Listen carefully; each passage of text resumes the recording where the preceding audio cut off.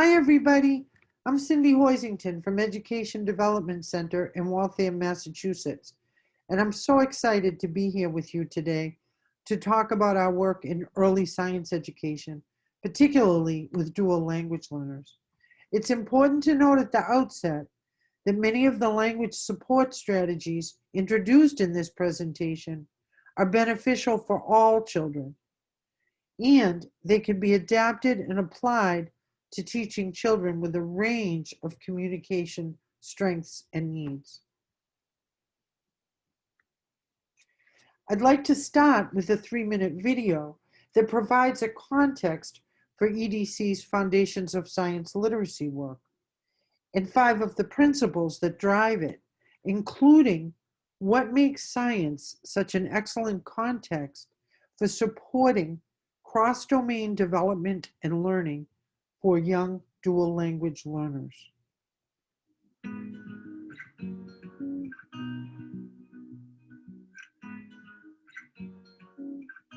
It is based on some really foundational, fundamental principles that have informed all of our work at Education Development Center over the years. Piece to this is the idea of building equity in science for all children, particularly children from historically underserved communities and girls of all ethnicities. There are lots of subtle and not so subtle messages that children get and women teachers get about who's good and who's not good at doing science. And we really want to help teachers be aware of those messages to ensure they're in fact building children's confidence, all children's confidence in their abilities to do and learn science.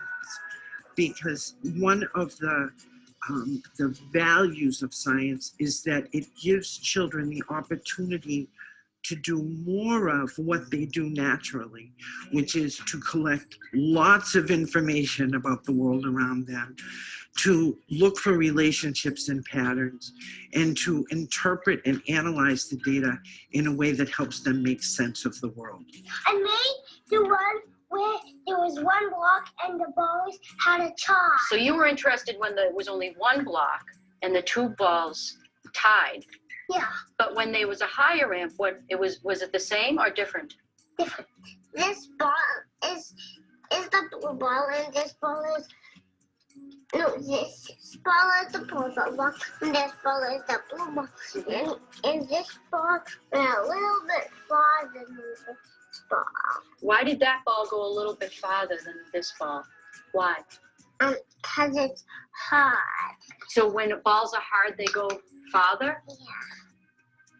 Science in particular is such a rich context because during direct explorations, children are surrounded by the objects and materials and living things they're investigating.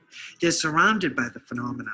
So attaching language and vocabulary to those phenomena is just a natural part of the exploration. One of the things we know about young children is that they learn best through experiential learning or direct interactions with the objects and materials and living things in their environment. And science offers multiple opportunities for them to do that. And finally, and it's central to our professional development component, is the idea that adults are really critical in supporting and scaffolding young children's science learning and providing them with the kinds of opportunities that allow them to engage in the process of science inquiry.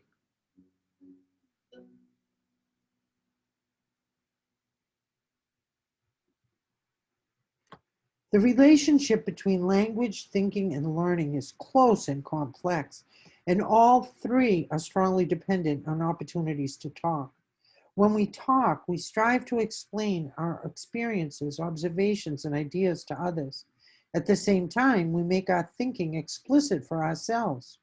At its best, talk is a dynamic, bidirectional, extended, and collaborative process of thinking and learning.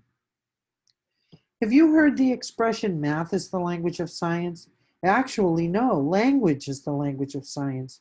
Well-facilitated science experiences invite children to ask questions, plan and carry out investigations, describe and compare their observations, explain their thinking, listen to and respond to the ideas of others, argue from evidence, and communicate their findings. The preschoolers shown in this photo, all dual language learners, are arguing about how tall to make the ramp. Two of the children are explaining their idea that if the ramp is too tall, the ball will bounce at the bottom and not roll very far. The other children don't agree. They say that the taller the ramp is, the more the ball will go. What a great opportunity for the teacher to facilitate a science talk, helping children plan an upcoming investigation and introduce some vocabulary words like steep and further in context.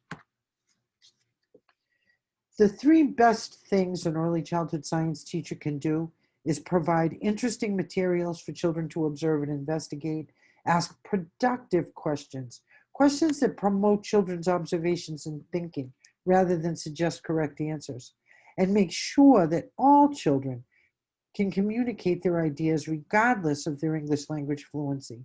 In the example shown on this slide, children had been handling, investigating, observing, and reading about snails for a week. The teacher made one of the children's questions explicit by asking, "How do you think snails move?" 6 out of the 7 responses on the chart were shared by dual language learning children, who expressed their thinking in words and also by using their bodies to demonstrate.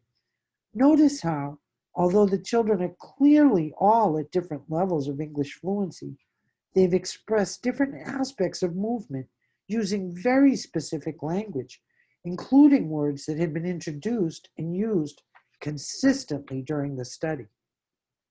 Although this particular science talk took place spontaneously during a transition time, it's one of the best examples I have of a teacher using physical body movement and gestures to provide cues to language, a primary language support strategy.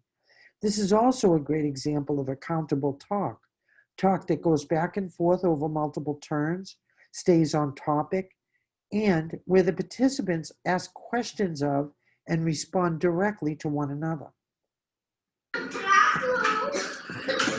Wait. Let me see if I got that right. You're saying that you found or you saw a gigantic worm the size of this classroom? Yeah. By your house? Yeah. It was big as a whole classroom. Whoa. So now, you Even know. it was totally small and it was growing bigger. It was small before? Yeah. And it grew? Yeah. It got bigger and bigger and bigger? Yeah. Yeah. Oh, my goodness, I would love to see that big, gigantic worm that grew the size of this classroom. Now, can you catch that worm for me and bring it to the classroom? I can't. It's too big. It's too big? So, you have an idea. You need a lot of paper to pick it up? And bring it inside. Oh, okay, I think that's a good idea. So, you bigger than Ariana? Come on here, Ariana. Let me see. From here all the way down. Up to the ceiling? Oh my goodness, I would have loved to see that worm. Well, you know what? I'm going to ask. Did you notice how the teacher modeled appropriate language but didn't stop the conversation to correct children's grammar and vocabulary? Correct grammar and precise vocabulary are definitely important, but they should never disrupt communication and action. Did you also notice how several children were engaged and closely observing the conversation but not contributing? Young dual language learners need opportunities to step back and observe talk in action, with the teacher prompting them to contribute as they are ready. The direct hands-on phase of an investigation is the time to observe and document what children are doing, noticing, and wondering.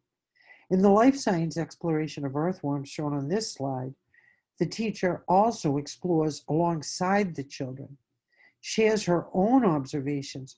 "Ooh, the worm feels cold, and look, it's wiggling in my hand." narrates what she observes children doing. I see you're using the magnifying glass to get a closer look. What details do you see? And restates and extends on what children have to say. You think the earthworm has stripes? I wonder if they all have stripes. What do you think? This slide shows Jendell exploring balls and ramps for the first time as an introduction to a physical science study of forces in motion. His teacher's comments and actions are shown on the right. Notice how she narrates his actions using parallel talk, observes and documents by taking photos, shares her own observations, and restates and extends on Jendell's responses. She also does something else. When Jendell doesn't respond to her open-ended question, what did the ball do that time? She scaffolds by asking a follow-up question. Did it jump off the ramp? Although, did it jump off the ramp is a closed question, it's still productive because it centers Jendell's observation rather than a correct answer. Remember to move toward more expansive questions as children are ready. During a science talk before or after the direct hands-on phase, using props, the exploration materials, photos, children's drawings, and images from books or online resources, helps children use language to make meaning of their observations based on evidence. This is the time to ask questions that encourage children to look for and express relationships and patterns and begin to make claims. Questions like, what parts do you think all plants have? And how were the two plants you investigated similar to and different from each other? These questions can also be scaffolded to support individual children's language needs. Now let's revisit Jendell and his teacher during a science talk that took place after his direct investigation of balls and ramps. Look for ways that the teacher helps Jendell revisit his investigation, share what he didn't notice, and express his ideas. Ball kept jumping off that ramp. You found a way to fix it. What did you do to fix it so it wouldn't jump off the ramp? Show me.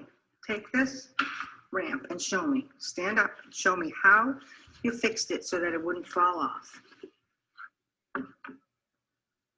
First you had it here, right? And then what did you do?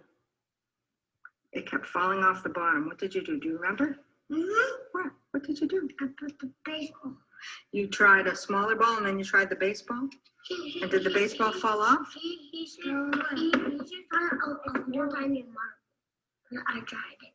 The marble? It fell.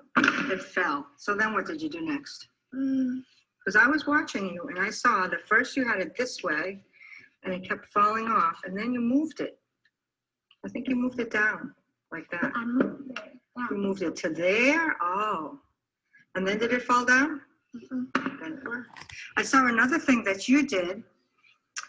You put some long blocks across the bottom. And why did you do that?